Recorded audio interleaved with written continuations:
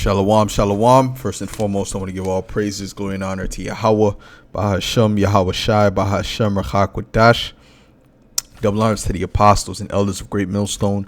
Salutations, much love and respect to you, Akim, out there pushing this word out in truth and sincerity. Now, this lesson is going to be entitled somewhere along the lines of, when is it acceptable to be shamefaced? Okay, shamefaced or humble, because there's not every instance where you're supposed to be shamefaced or humble. Okay, you're supposed to be a humble person. You're supposed to be humble inside, but not every instance are you supposed to act shamefacedly or humble. And I'm going to explain what I mean by that. Okay, and I'm going to get some scriptures to back me up as well. And I've said these similar things before, because when brothers read the scriptures, a lot of times when they first get into the truth, and if they haven't if they don't have a full grasp or reach a certain level dealing with the understanding of the scriptures. Okay, and I'm not saying I'm on this super high level of understanding of the scriptures. I'm just saying that, there's a particular level that you reach to where you start to understand the spirit and understand that everything is not black and white. Okay, so I'm going to start by reading Ecclesiasticus 41 in verse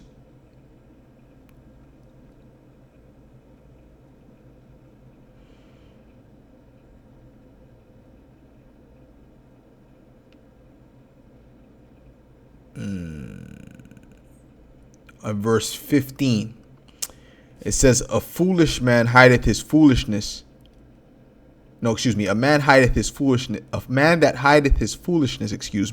is better than a man that hideth his wisdom. Therefore be shamefaced according to my word. For it is not good to retain all shamefacedness. Okay, another word for shamefacedness is what? Is humility, is bashfulness. Okay, it is not good to retain all shamefacedness. See, you have to understand that. Okay, neither is it altogether approved in everything. So it's not approved in every scenario. For example, if somebody is asking you a question pertaining to a particular brother or whatever, and it's a council that we're at, did this brother do this, did this brother do that, you're like, oh well, you know what, I don't want to, and your mindset is, oh well, you know what, I don't want to speak anything negatively against the brother. Bro, this is a council, man. This is so that we can get this issue hashed out. Did he say such and such or not? Okay, so that's a time to be bold. That's a time to declare the truth. Okay, to give you an example, man, because certain brothers will be having a conversation, and it's supposed to be, this is a government we're dealing with here. So you have different orders, rank, and files. And if you're speaking about particular brothers and younger brothers, and are they doing this, and are they doing what they're supposed to in this regard, and you're thinking of, oh, if you offend one of these little ones because you're afraid to speak the truth, that's not the time. Okay, that doesn't mean you hate the brother because you're speaking truth. Okay, because at the end of the day, if a brother's going off, we want the brother to return unto Yahweh Shai. We want the brother to get back on the right path. That's the ultimate thing. That's a particular example. Another example might be, brothers may be at a restaurant, and I remember a brother did this one time. We were at a restaurant, and he's asking the waiter, can I use your bathroom? You know what that sounds like? I kind of got mad. I'm like, yo, that sounds weak. Because it's like, yo, you're at a restaurant. They can't deny you to use the bathroom. To say, where's your bathroom? And you got to say it with confidence. He's saying it all scared. Can I use your bathroom? If you're at a brother's house and, you're at somebody's house, you ask to use the bathroom, and that's one thing.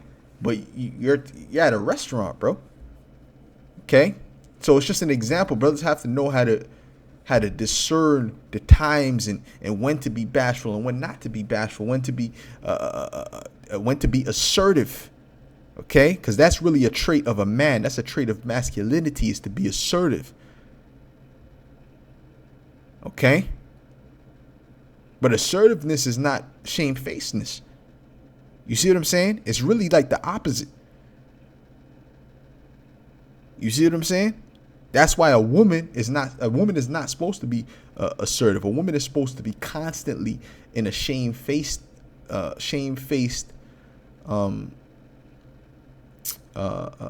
position. For the most part, a woman is mostly supposed to be shamefaced. Okay? That's why Paul mentioned that. The woman to be shamefaced with sobriety. Matter of fact, let me get that. You know, that's why I had that picture of a man being all weak. See, there's a particular, hey, you gotta know, you gotta discern the times, man.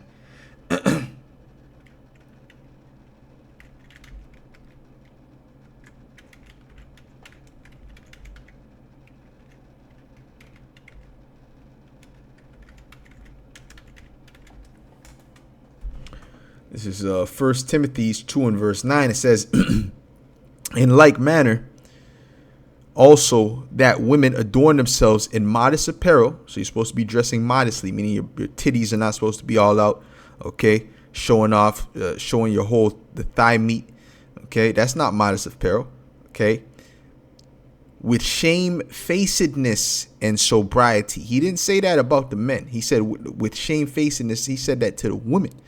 And sobriety, not with broided hair or gold or pearls or costly array. Okay, because when you go back to the ancient world, you go speak to a woman, she's looking down at the ground, like how these Moabite women are, how these Ammonite women are. They're very shamefaced. They're very feminine. Okay, they'll bump into you. Oh, sorry. You know, and that's very attractive to a man because that is the way of a woman is supposed to be. Okay, you see. But as a man, you're supposed to really be on the assertive side. But that does not mean that you're not humble. Okay, that does not mean that you're not humble. Okay, there's a time to show humility and there's a time to show assertiveness. Okay, let's continue in Ecclesiasticus 41, and now we're at verse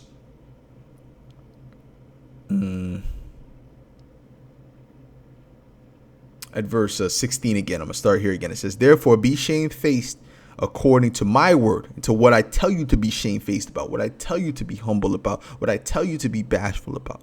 Okay, for it is not good to retain all shamefacedness, neither is it altogether approved to everything. Because even the Apostle Gabar, he says this from time to time about wicked pride. There's a such thing as wicked pride and there's such thing as righteous pride. You coming outside and you know that your hair is completely out of place, right? And you have a big hole in your shirt. Yeah, I'm just being humble. I'm gonna go outside. I'm gonna be humble. No, you should have some type of pride in your appearance. You're an Israelite, aren't you? Aren't you an Israelite? Aren't you a son of God? Aren't you a prince of the power? So you should have some care about, some pride in how you look, man. Because some brothers think that this truth, and first of all, a lot of times they're following the apostles. The apostles do something, they do. The apostles are the apostles, man. You know, they do what their position has them to be a certain way. You can't follow after everything the apostles do. Okay? And furthermore, right? And that's one thing. But what I was gonna say is, if your hair is out of place, you comb up your head, man. You comb up your head. Your beard's out of place. You comb up your beard to the best of your ability, man. If your shirt is all got a hole in it, you go get a different shirt, get a new shirt. That doesn't give you brownie points. That doesn't give you brownie points. Okay. When it speaks about the sackcloth, really the sackcloth starts with your spirit. The poor begins with this poor in spirit. The Lord spoke about being poor in spirit. Cause did not is not it written, give me neither poverty nor riches. So you brothers have to learn how to extrapolate, man. Okay. It says, therefore be, so hold on, was not, you don't think Abraham was poor in spirit? Abraham was wealthy beyond measure, man. You don't think he was poor in spirit? He had plenty of cattle, he had plenty of land, plenty of gold, plenty of silver. You don't think he was poor in spirit? That's what counts. I'm not dealing with Abraham because he's too wealthy. You see? It says be ashamed. It says be ashamed of whoredom, right? So you women should be ashamed of being whores, okay?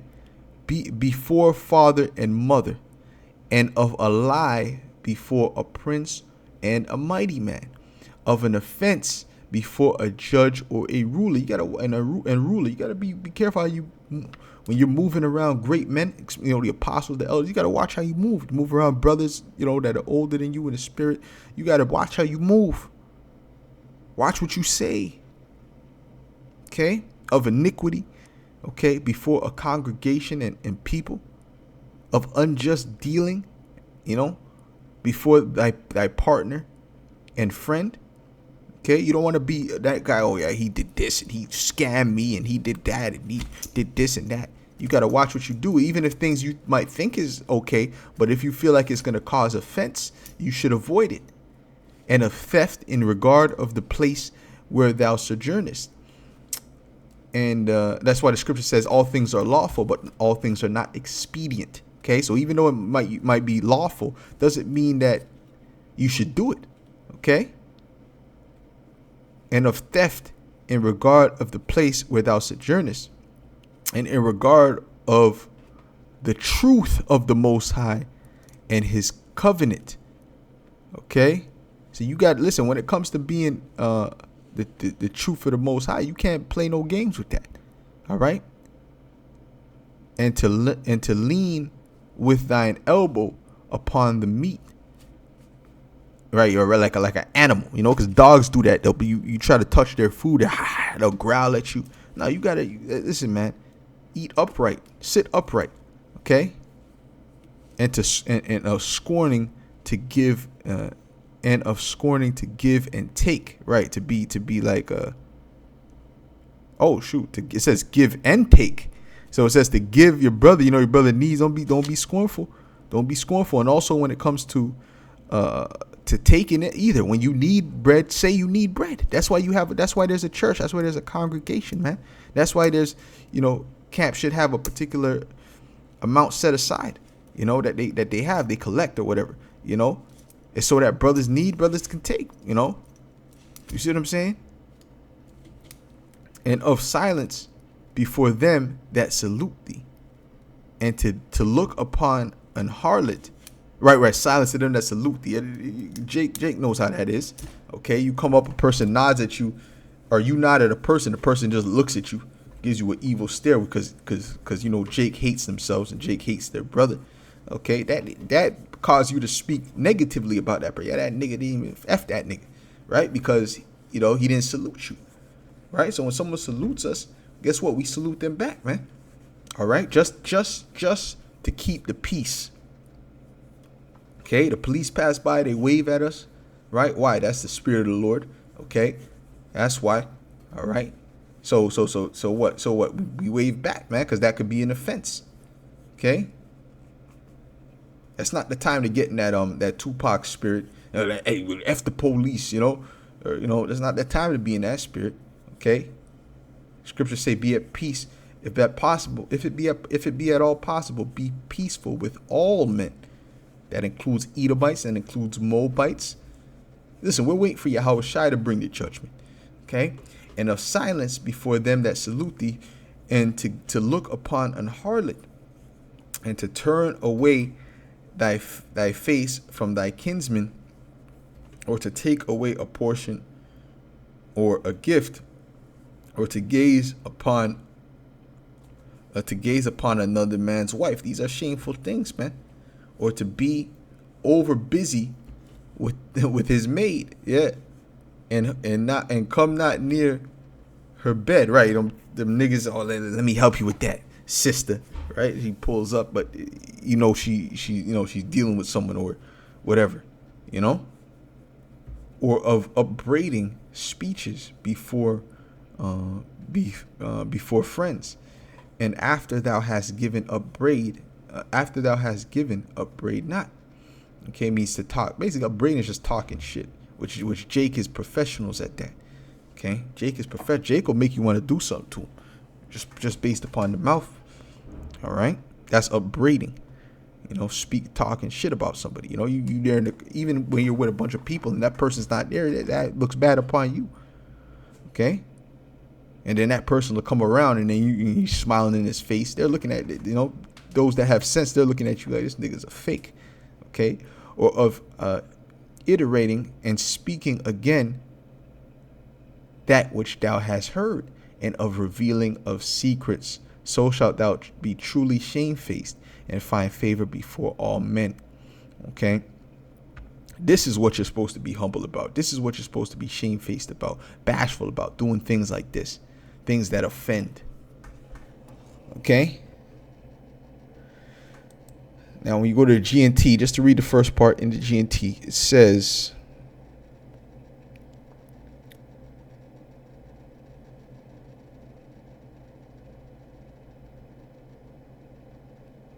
start at verse 16, okay?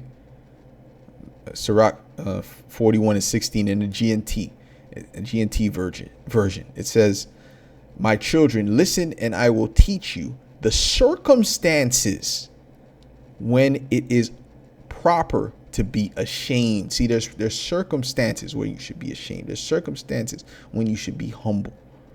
Okay? Right? And humility means to be lowly, to be ashamed, to be right. It means to be ashamed ultimately. That's what humility means. It means to be ashamed because when you look up the word humiliation, the root word is what? Humble, humility, humiliation. Okay, humility rather, right? Which means to be humble. So that means to be ashamed. That's what it means. Sometimes it is entirely out of place. Sometimes it's out of place. Like I said, yeah, the restaurant, may I please, I beg of you to use your bathroom. Come on, man. Go use the bathroom. It's a restaurant. You're ordering food at the place, as long as you're ordering food there. If you're ordering food at the place, they can't deny you from using the bathroom. You see, brothers got to have common sense. Or they dealing with a woman and you trying to be humble towards the woman. The woman's it's gonna dry her up, man.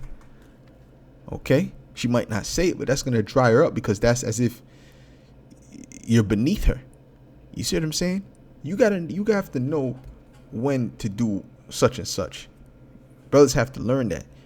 All right, it says before your parents and to preach the word, to come out there and preach the word. That's not the time to be bashful. The scriptures say that the righteous are bold as a lion. Let's hold on now.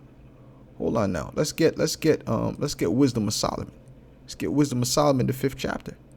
See, a lot of you are not the men of wisdom of Solomon, the 5th chapter. Especially if you're scared to come out there and preaching it, you're letting that hold you back from doing the work.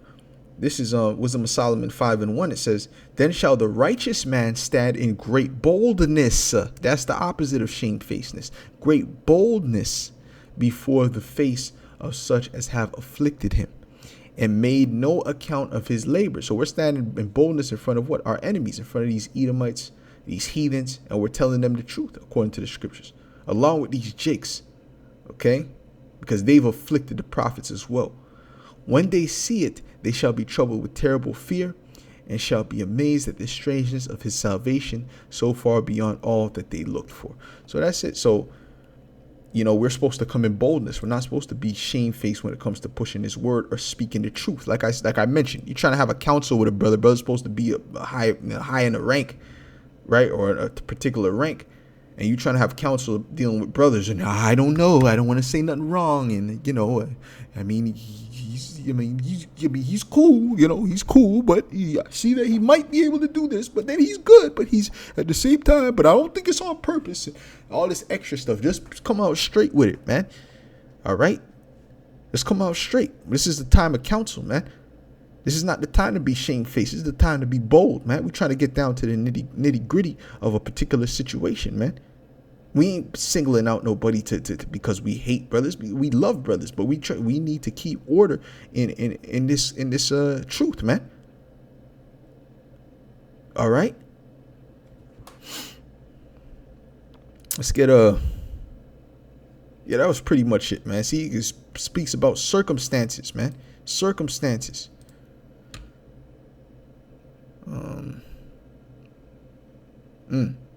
Let's get this. It's Ecclesiastes 20 and 22. It says,